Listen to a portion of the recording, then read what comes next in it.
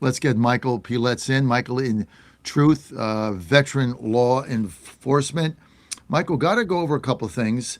I want to get a clip here. I want to go to cut 12, if you would, Tyler, for our listeners and the viewers. This is Chip Roy exploding as the director of the Minnesota ACLU refuses to answer if ICE should remove an illegal child rapist and murderers. Unbelievable.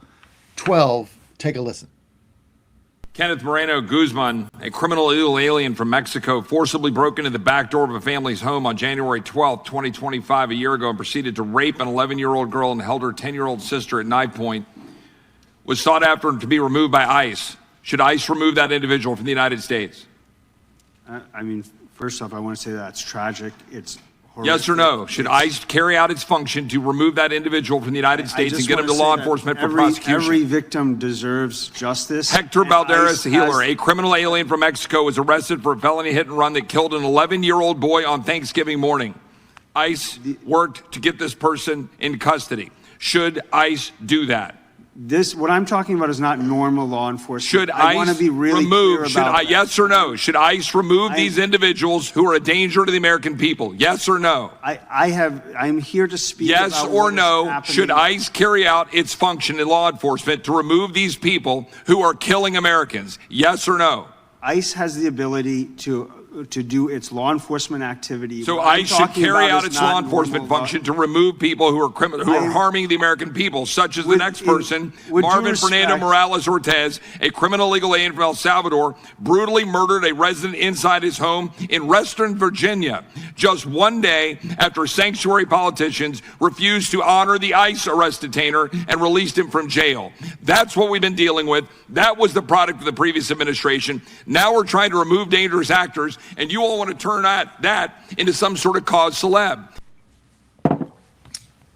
Michael Piletz, what was your reaction to that? Well, a number of different things. First of all, let me tell you, John, when you take a look at the most recent poll, this is what's shocking to me.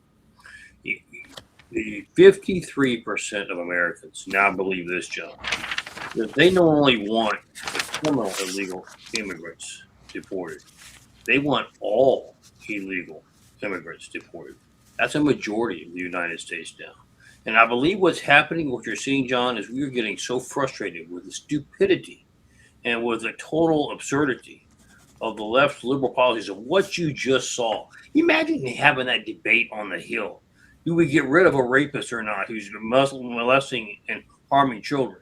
I mean, you would never even think it would even cross the desk of such an important institution. To be having that debate, I think Americans just absolutely have had it, John. And that's why I think now they're going further than what they even thought they were going to do to begin with. Most of the majority of Americans supported getting rid of the criminal illegal immigrants. And then it used to be, this was just months ago, kind of like, well, let's talk about what we do with the rest of them. Now they're saying, no, just get rid of them all. Anybody that's here illegally needs to be deported. That's what the polls are showing now. This is just one incident. People are sick and tired of the stupidity, the leftist liberalism, the inactivity that's being done of not holding people accountable. John, I am concerned, where's this going to end? Because I will tell you this, you and I both know, when people start really getting emotional, you don't control what they do. Well, I think Roy nailed it yesterday, and I think once the optics here in Minnesota die down, Correct. and people understand what ICE is there for, and we can seize the narrative back, which I hope we're able to do quickly because the messaging has been horrible. Great. I think, and I've said this for 2 weeks. Also, Americans have to get desensitized to the reality of removing 20 million illegals. Right. And until we come to grips with that, this is going to be a difficult thing to do. We want it. It shows up in the polls. We vote for it, but then we don't want to see it on somebody's video phone screen. We don't want to see it on TV. Doesn't feel good to us. But eventually you become desensitized. Eventually you accept that this is going to be part of getting these people out of the country, which we absolutely have to do. And I don't think the president is ceding on that from what I can tell from being in the White House. Let's go to 10. Here's Trump. Yesterday, NBC guy interviewed him, and Trump trying to give this new guy a chance, whatever. And he says that, maybe we can use a little bit of a softer touch in Minneapolis. And everybody's blown up over it that he's, caving.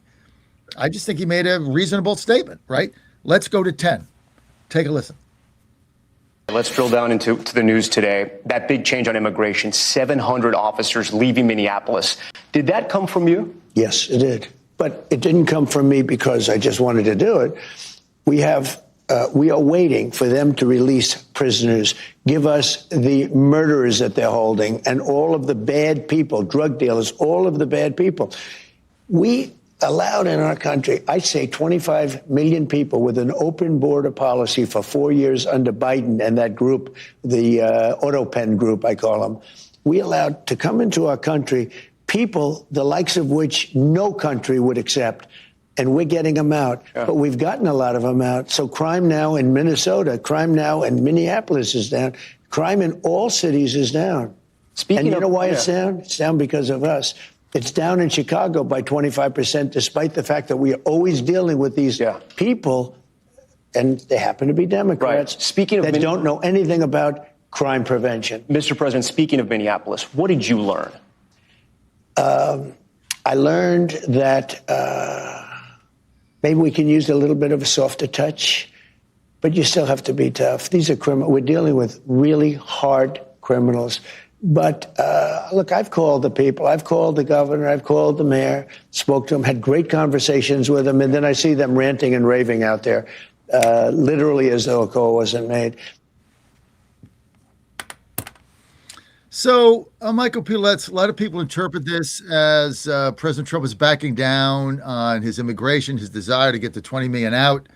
I didn't really interpret it that way. I interpret it as, look, we got to, do it in a way that can be more effective than perhaps it's been. We're always trying to do better what we're doing. What was your reaction to that? Am I right or am I off base here? No, you're exactly right. In fact, what the president was doing was very simple. He was just simply reiterating, look, you made the mess. You refused to abide by federal law. This would be very more gentle, more easy, whatever word, more loving, whatever words you want to use, if you just obeyed the law. What's so difficult about obeying the law? And here's where to put it in context, John. ICE agents are not patrol agents, okay? We don't drive up and down the street, looking for traffic violations. ICE agents are for one particular reason, and that's to deal with immigration and illegal immigrants. We have a process of cooperation with state and local. State and local, you go out and arrest the criminals. When you bring them in and you process them, if you find out, oh, this guy's illegal, well, we have two choices. Either we're going to lock him up for life because we don't like what he did, or our jails are kind of crowded. Let's kick him on back out the door and make room for somebody we think is more serious. Before you make that decision, because he broke the law, he is an illegal immigrant, pick up the phone and tell us to come pick him up. We promise you we'll be there in a matter of minutes. That's all we're asking. And that's what I think the president was doing, was trying to bring it back so that the American people can understand all this garbage and rubbish that you're hearing from the left, trying to complicate matters, that we're grabbing little kids off the street, slamming them into a van and trying to kill them before we can get them to a processing center. It's garbage. It is simple garbage. It is used as a narrative to try to get their way. Can you imagine? Their narrative is so bad, John, that now you've got the Senate Minority Leader, Chuck, saying, oh, if we're going to fund DHS, you're going to have to take all your mask off. Not caring at least the reason why we're putting them on is because of what you're doing. You're doxing, you're making their identities known to these literal terrorists, is what they are. They're thugs and terrorists out protesting, and you want them to be able to put these officers at risk and their families. For what reason? Because it makes you feel better that they don't have a mask on? Really, where is your sense of understanding how law works? They don't have it. That's what America's getting tired of. That's what I mentioned to you earlier about now. You're pushing us further than what we were looking to go. Initially, I believe most Americans would say, get rid of all the criminals. Let's talk about what we do with those that are here illegally that are being productive citizens. Now it's kind of like, no, you don't push me in a corner now like a rattlesnake. You don't back me into a corner. I'm ready to come out swinging now. And that's where the liberals have thought and not realized what they've done. They've got themselves in a very bad position. They always overreach And it's taken them a month here in Minneapolis, and now they're doing it. And I think the tide is going to turn here because I think Americans are looking at this, and they have to get over the shock of what happened in Minnesota, and Right. but when you got Schumer saying they need a double warrant, no masks, that is not going to happen. You take the masks off, you put every single one of these people's families at risk. That's number one. Number two is if you do a double warrant, you might as well give amnesty because that's what's next. So this is what I think. I think it's going to start to turn. Let's get to number 7 here, Tyler, for me and Michael. This is President Trump on the ballot seized by the FBI in Atlanta, saying that they're going to find out the true winner of Georgia. We've been on this for 6 years.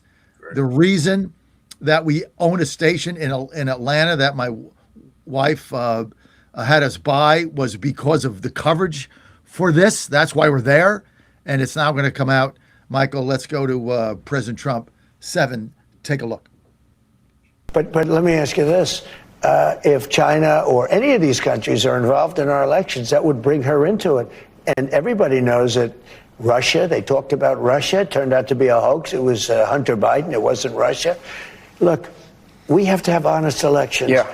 There should be nothing wrong with the fact that they went in, got ballots from a while ago, and they're going to look at them. And now they're going to find out the true winner of that state. Ramesh? We know the true winner. They're going to find the winner because there's up to 30,000 fake ballots that were run on a copy machine and put through the scanner. That's why they're going to find who the true winner is. That's been the issue at hand, Michael. The SAVE Act has got to pass. We got an opportunity to pass this. We do. And To save the country, the Republicans have got to get rid of this filibuster, but they don't have the balls to do it. Why? I think it's because of the fact, quite frankly, John, and we've been saying this all along, there's so much corruption. When you say, what are you talking about corruption? I'm not just talking about, minor things. I'm talking about money flow. You always, in law enforcement, what's the first thing we teach you, John? Follow the money. And so if we go in and take a look at Congress, whether you're Republican or Democrat, makes no difference, and we begin to follow the money, how much you put in appropriations for this, where does it go, what NGO? Oh, you happen to be serving on the board of that NGO. You happen to be being paid by that NGO. You begin to follow the money. None of them want to give it up. And they realize that to do the right thing going to mean exposing all the corruption that's been involved, including the money that they've been receiving. And what it shows us just how critical this country has gotten.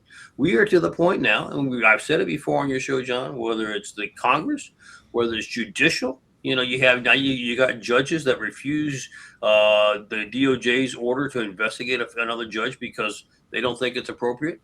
Since when did they get involved in law enforcement, John? That's the first time I've ever heard that. But we have such corruption in all the branches now, that until we deal with the corruption, I've made this statement repeatedly, not just on your show, but all across the country. America, unfortunately, I believe, is now probably the most corrupt country in the world. And until we dedicate all of our resources, whether that's military, financially, whatever it is, to actually rooting out the corruption, this country's going to be in a real mess until we do that, John. And that's why you're seeing firsthand all the opposition. I would tell somebody, I would remind them of this on the air, John. If you're opposing something, maybe we better take a look at your finances and how this your job is being affected by the money that you're voting on. Because I'm willing to bet you, 95% or greater. Well, look at the number. Look at the number of people in the Biden administration at the end of his term that were appropriating this money, all these millions and hundreds of millions of dollars to these NGOs. Correct. That then got jobs at the NGOs running it for hundreds of thousands of dollars a year. I mean, you can't, the corruption in the government with our tax dollars is just incredible. And we're still not stopping it. The money is still flowing to Minnesota. It's still flowing there. Once you turn this spigot on, nobody can turn it off. It's still going to these Somalians. It's incredible. It is incredible, John. A classic one I use that gets people all upset every time I say it. We're paying $40 million a day, to the Taliban in Afghanistan for reparations for killed Afghanis or Taliban members that we were fighting at that time. Good, we should have killed them all. They should be paying us. But quite frankly, there's not a single American I've ever met that supports that. Yet we go to Congress, turn that valve off today. They can't get the votes to turn the valve off, John, and that's including Republicans, and we control it. Why is that? Because that money is packaged with other money that funds the Democrat NGO scams. Because it's not just, you just can't vote on a line item, right? If you voted on that, they get rid of it. But it's packaged in with all this other stuff. And what Biden did with this $2 trillion, inflation blow up act or whatever the hell it is he got all this money flowing to all the Democrat outlets, and you can't stop it now. That's what he did, along with opening up the borders in order to give the Democrats permanent control. That's Joe Biden's legacy. We're going to be right back. We got Curtis Howe backstage. You're welcome to stay with us, Michael. We'll be right back.